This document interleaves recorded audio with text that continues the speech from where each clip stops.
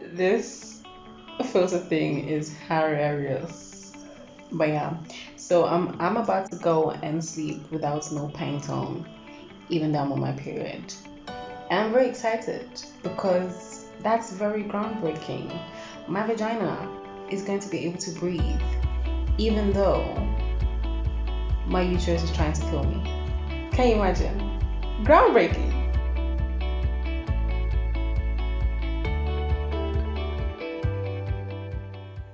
Hey guys, it's your girl O'Connery, and we are going to be talking about menstrual cups today. I know that this is probably a topic that a lot of you have been waiting for me to talk about, especially because I mentioned them in my Get to Know Me video, and I've been tweeting about the menstrual cups that I got as a gift for a while, mainly because they're absolutely fucking amazing.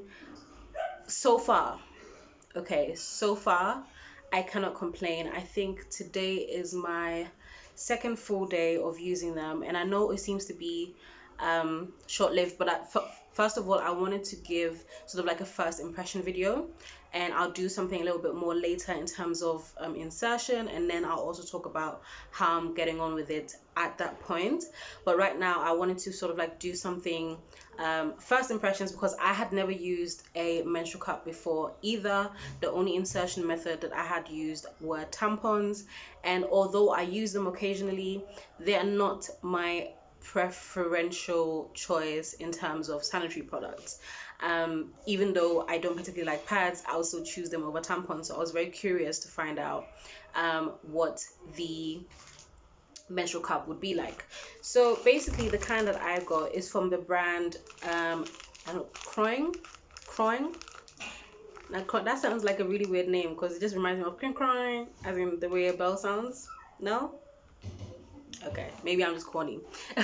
But yeah, it's from the brand Croing. I don't know whether these actually come in a box because my friend didn't bring in a box. She just brought it to me in the pouch. Um, but I feel like even if they just came in a pouch like this, that's fine by me, because inside the actual menstrual cup comes sealed in another plastic thingamajig. This is actually the larger one because I have the smaller one inside me, and I haven't opened the larger one yet. I will try eventually, but I wanted to keep it in the packaging so that I can show you guys how it comes.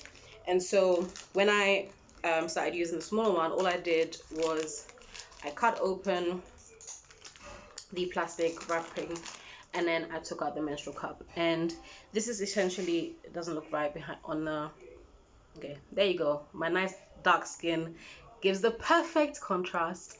Yes, so this is basically what it looks like. I feel like on video it looks bigger than it is. I did this for contrast on my other video, but I don't know whether even that, let me use that side because yeah, obviously it lacks my dark, smooth chocolate skin. Um, so yeah, it's like half of my palm. And guys, I have really small hands. So it's really not as big as you think it is. And so I was quite impressed. I was really expecting it to be much more bulky than this. So one of the main things that people are concerned about when it comes to menstrual cups is cleanliness.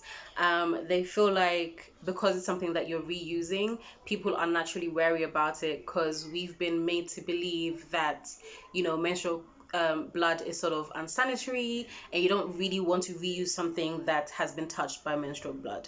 Now, first of all, let me put this out there that the idea that menstrual blood is unsanitary or unclean or toxic is actually based on false science. Okay, I posted an article on my Twitter a while ago that actually talks about the man who decided that menstrual blood was dirty. And you know how he decided? He decided by testing whether flowers will wilt when touched by a woman on a period.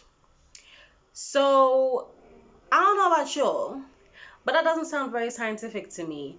And I'd like to think that most of you guys, know enough about science to realize that that is stupid. And he has been debunked several times since then. But I think sometimes, especially when the patriarchy sort of like holds onto something and spreads it around, it takes millennia of years to get it out of society's minds. And so there's still this sort of like background stigma around menstrual blood. Um, et al. But blood isn't dirty in itself. And so having a reusable sanitary product isn't a bad thing as long as you make sure you clean it of all the blood as soon as you take it out of you. Blood is a good how do you even say this? It's a good habitat for bacteria, both good and bad. So the problem comes about when you introduce the blood to an area that perhaps can introduce new bacteria to it. So I'm saying, like, um, if you take the menstrual cup out and you don't clean it properly and perhaps you leave it on a shelf, any bacteria that's on that shelf that comes in contact with the blood on the menstrual cup will have a nice time living on the menstrual cup because it's getting all the nutrients that is in the blood. Do you understand what I'm saying? It's not the blood itself that is dirty, but it's the bacteria in the environment that has gotten onto it and has decided to use it as essentially a food bank. And so as long as you make sure that the thing that the blood is touching doesn't have any bacteria or has as little bacteria on it as possible, you should be okay, which is why these do need to be washed regularly. And so I am going to show you now how I do that, and then we'll come back. Hey guys, so I'm just here to do a little bit of a demo of how to wash your menstrual cup once you've taken it out. So first of all, what I'm going to do is I'm going to go ahead and take out the menstrual cup. But before that, even first thing I'm going to do is wash my hands. Okay, so the menstrual cup is out. Here it is. This is what it looks like when it's just been rinsed out with cold water. It already looks pretty clean, but obviously we're going to go ahead and clean it a little bit more. So the things I'm going to use is I've got my little pail. You can just get a bowl of any kind and just set it aside for this. Okay. I've got some disinfectant, and I'm going to use the black soap that I use for my face wash because I figured, I guess technically it could be any soap, but I just figured if it's mild enough for my face, then it's mild enough for products that I put in my vagina. And this is the R&R kind, just because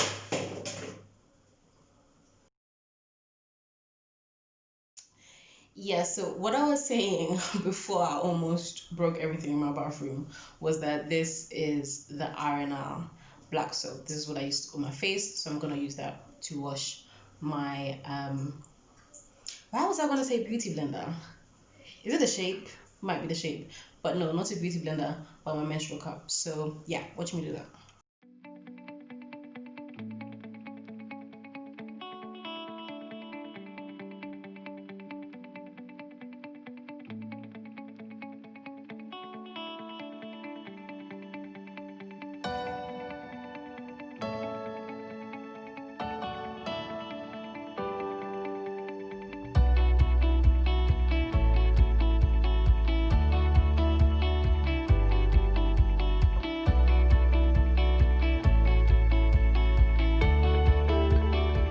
So what I usually do is I because I switch them out when I take a shower. So I'll switch it in the morning when I take my morning shower, and I'll switch it at night when I take my night shower.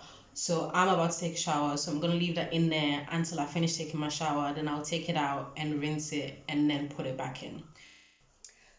Okay, so now that you've seen how I clean my menstrual cup, obviously after I cleaned it and I went to go and take a shower, I basically inserted it back in, and so I have it in me right now, and I'll have it in me till tomorrow morning. Now, there's a few things I want to point out about this particular menstrual cup and Again, I don't have anything to compare it to, but I want to say these things so that perhaps if I try other brands in the future, I can make that comparison. So one thing that I found out is that whatever smell that is in your vagina, this will pick it up, okay? And I'm smelling this one right now because I actually wanted to compare it. I'm smelling this one right now and it smells pretty neutral, just smells like silicone. However, the one inside me does have a distinctive smell even when I do take it out.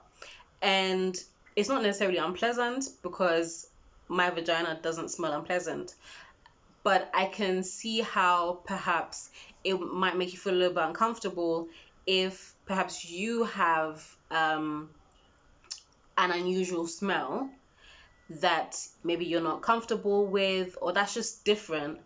You will be able to smell it on the menstrual cup, okay? So it is a good idea. And then also, smells are indicative of something not necessarily more serious. I don't want to like be dramatic, but something underlying, okay? And so if you do happen to notice a foul smell on your menstrual cup, that is a suggestion that maybe there's something going on in your vagina along the lines of, you know, thrush or BV, which is bacterial vaginosis, that you might want to sort out before you use this. I just think in general, personally, I feel like if you do have anything going on internally, it is best to stick to sanitary pads until that is done. Like sometimes I get a little bit itchy down there, and it might not be full-blown thrush or anything, but I make sure that when that happens, when I used to use tampons, I'll stop using the tampons, which is actually one of the reasons why I don't use tampons that often.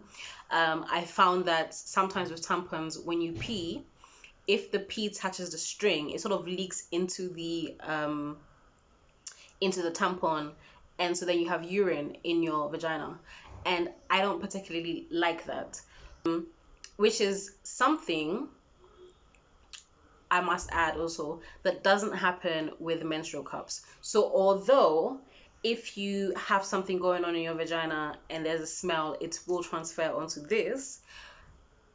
In terms of peeing whilst this is in, it is actually so much easier than with tampons, in my opinion. So let's say your vagina is wrapped around the whole thing like this, okay? And this is the opening of your vagina. Over here is your pee hole, essentially. So the hole that opens your urethra, okay? And the pee is coming out of here. Now, when it comes out, sometimes with a tampon, if there's a little bit sticking out like that, the pee will get on it and the tampon will soak it up, okay? Sometimes maybe you're in a rush, you didn't put your tampon in properly, and then you have situations like that. Whereas with this, because it's silicone, it won't absorb the urine, and so it just literally just washes off. So you don't have any urine getting into your vagina. And essentially, because it's a vacuum, it's too tight for the urine to even flow in between anywhere. Do you get what I'm saying? So I like this because of that. It does say, I think it was an article on Clue, the period app, which I love, by the way, who said that you might not be able to poop whilst you have one of these in, just because it puts pressure on your rectum. I haven't tried to yet because I take it out in the morning and I'm very regular. I poop first thing in the morning, but by that time I have already taken this out, so I don't really know whether it works or not. But that's another thing to note. Another thing is with insertion. So I use the C method, okay? I'll do a more detailed video on insertion, but I do the C method, which is basically where you press it together like this and you bend it for it to create essentially a C. However a C is supposed to look. My gray walls are really not helping me today. Okay, create a C like this, and then once you've created this little, you know, phallus like shape, you can stick it in. And before I used to be very, very apprehensive because I thought, okay, once I stick it in at the beginning, how am I going to get it further in? Because I can't push it in with my entire hand. My hand won't fit. Okay. I know I've been around, but vaginas are elastic. Okay. It's still tight down there. So I don't know how to get it in. However, this actually is rigid enough that if you get it in like this, you can literally let go of it and push it in from this side. Now, once you do that, it's still going to be folded up. And so what you do is you sort of just wiggle the end around until it pops open inside your vagina. You have to examine your vaginal canal to know where your cervix is. Not everybody's cervix lies sort of in the same direction. Some people's are, right straight up. Some people's are tilted slightly to the front, and occasionally you have people whose is tilted slightly to the back. And so as you're wiggling, that's something that you sort of need to figure out. Again, I'll talk more about that in a future videos, just so that this one isn't too long. But I think that's pretty much it for my first impressions on this. I think people also want to know about leakage. Even though the first time I put it in, I didn't think I put it in right. I did not have any leakage, not even a little bit where like I could see some like on my labia or anything like that. There was literally nothing. When I went to the loo to wipe, it was just pee. And guys, I was happy as fuck because I hadn't had that experience in months. I've had my period since February. It's November now, so having my labia blood free is